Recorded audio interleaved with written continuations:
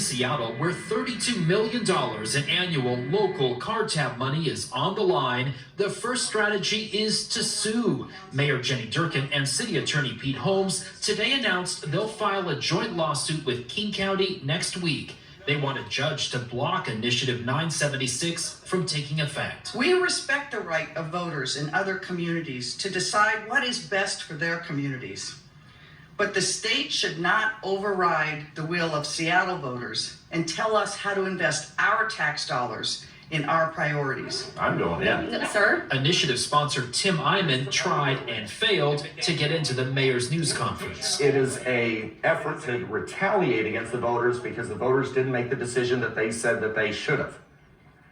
That is so over the top and so ridiculously arrogant. I-976 blocks the city from collecting extra car tab money that Seattle voters approved. If it survives the court challenge, the measure torpedoes 100,000 hours of bus service starting in March. 12,000 high school students lose free Orca passes next summer.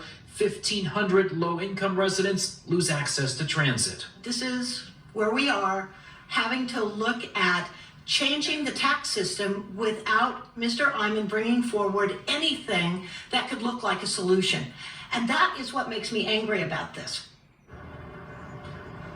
City Council Budget Chair Sally Bagshaw says she doesn't want the city to have to change its 2020 budget priorities to fill transportation gaps from things like affordable housing and helping the homeless. The mayor's office says it will ask for some one-time money to fill an $8 million gap in basic services. The city is also working on a long-term funding plan in case that lawsuit fails in court.